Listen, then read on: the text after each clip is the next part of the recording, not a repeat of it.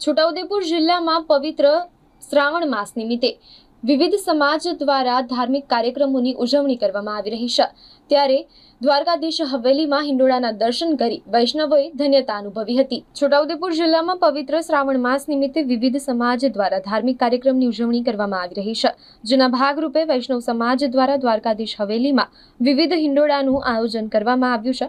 છોટાઉદેપુર નગરમાં આવેલ શ્રી દ્વારકાધીશ હવેલીમાં વૈષ્ણવ સમાજ દ્વારા પવિત્ર શ્રાવણ માસમાં ભગવાન દ્વારકાધીશના હિંડોળાના દર્શન કરી સમગ્ર વૈષ્ણવ સમાજ ધન્યતા અનુભવી રહ્યો છે। છોટાઉદેપુર નગરમાં પવિત્ર શ્રાવણ માસ નિમિત્તે દ્વારકાધીશ હવેલીમાં વિવિધ ધાર્મિક કાર્યક્રમ થઈ રહ્યા છે અને ભગવાનના મનોરથ થઈ રહ્યા છે, જેમાં સમગ્ર વૈષ્ણવ સમાજ એક થઈ ધાર્મિક કાર્યક્રમોમાં જોડાયો છે અને દ્વારકાધીશની સેવા કરી ધન્યતા અનુભવે છે।